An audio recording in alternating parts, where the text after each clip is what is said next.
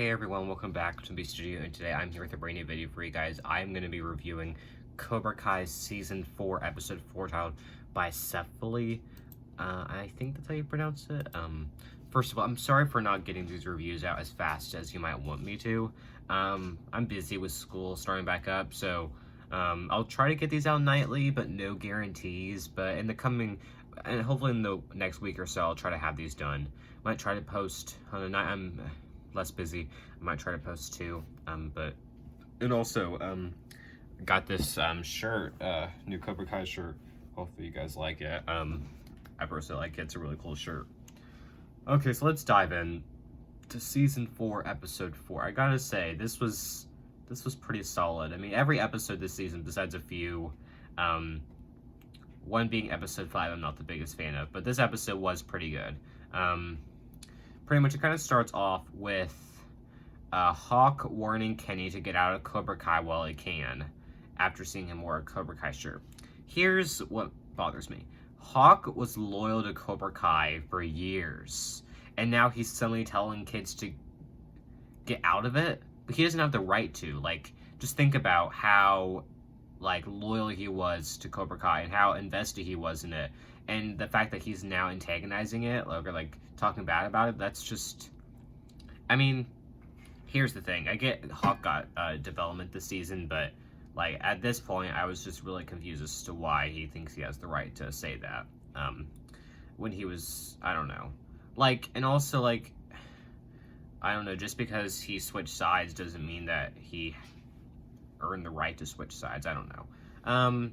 But we also see that Silver is back in the dojo, and Kreese introduces Silver to the students. So now we have two senseis for Cobra Kai, and we have two senseis for over Miyagi-Do / Fang. So it's definitely adding more interesting storylines by adding more senseis in. But pretty much the first thing Silver does is he roughs up Robbie, beats him in a fight, and tells him to fight his fears. So, how do I say it? Okay, so we can obviously tell Silver has a lot of ulterior motives in everything that he does. So, and he's like Kreese in that way. Like, they both say, like, nice things, but they say it, like, in an evil tone. Although, I think Silver is a really good actor, I gotta say. Like, he does a really good job in what he does. And I gotta say, he's probably one of the best actors this season, so I really appreciate what the actor does. You can't tell if he's a total villain at this point, or if he's somewhat of a good person. He's gotten better from Karate Kid 3. Okay, so then we also see Robbie visit Johnny and pretty much tell Hawk to stay away from Kenny. And so I just think that shows how much Robbie is invested in Cobra Kai. And how really at this point everyone's just getting so comfortable in their dojos. Okay, and then we have this whole plot line with Tori at her new job, and she's a mermaid for a little kid's birthday party. And guess who's there? Sam and Amanda are there, and Sam spends the whole time making fun of Tori. Now, I got some thoughts on this. So, Sam is obviously not right for instigating this. Like, Tori is trying to work. It's the same thing that Amanda did a few episodes back. She showed up at Tori's place to not necessarily, like, mean to hurt her then, although she didn't help any matters, of course. But, yeah, Sam was just doing this on purpose to try to work Tori up. So when Tori told the kids to go throw the glitter on Sam, I mean, Sam had that one coming, though, definitely. Yeah, I just don't see why they're making it seem like Sam's the one instigating. I mean, I know compared to what Tori has done, breaking into the house trying to kill Sam, like of course that's bad. Like, you cannot, like that cannot be forgiven. But, like, Sam is not helping any matters by purposely being around Tori. If she really wanted it to stop, and if she was really being mature, she would just ignore Tori.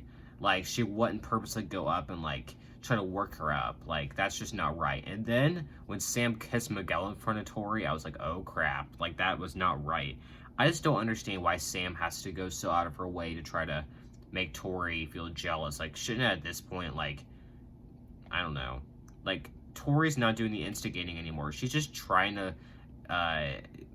work her job. And, like, I don't know, it definitely annoyed me how they did it. Like, because the thing is that Sam, it has kind of been pretty annoying ever since season 1, but they're just making her even more annoying by making her instigating everything with Sam or Tori. So, I'll also say that Daniel and Miguel are bonding pretty closely, and Johnny is jealous. He has a flashback to when he was younger, and his mom told him that he's getting a new stepdad.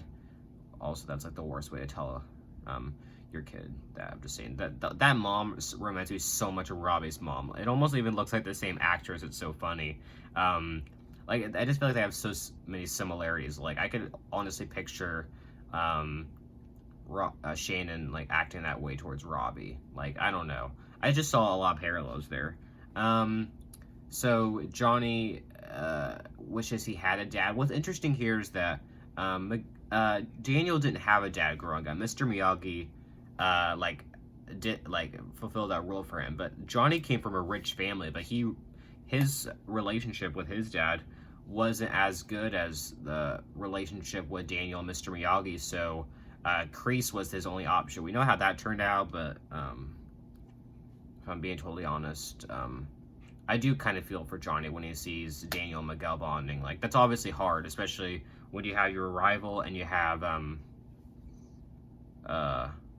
like your star student bonding. Like, that's obviously hard, especially because you think of Miguel as a son, so that's obviously very hard to see that take place. And then I want to say that there is an almost fight at the drive-in. I was not expecting this, to be honest. I was not expecting there to actually be like an almost fight. I'm glad there wasn't, because I really think they're saving that for like later. To really save that for later in the season. But at this point, I'm glad there wasn't a fight. I thought the sprinkler thing was pretty funny. But yeah, everyone just like crossing eyes with each other and like looking at each other. I definitely thought that was some good writing. Like, everyone looking at their rivals. Oh, and also finally, the ending scene, we see Daniel and Johnny arguing, and then guess who shows up? Silver and Kreese. And Daniel's finally coming face to face with Silver after all these years. And I was like, wow, what a good way to end off this episode. Get things set up for next episode, which is definitely not my favorite, I gotta say. I don't even know what it was about it. But this episode was pretty solid. I'd give it like an A- or to an A. I definitely think the introduction to Silver and getting him more included in this new style is definitely good. Besides that, there's nothing else I need to say. Again, solid episode. Comment down below what you think of this. Again, I'll try to get these out as soon as I can. Expect maybe one each night, a little more, a little less. So thanks so much for watching the studio. Like, comment, subscribe, and bye everyone.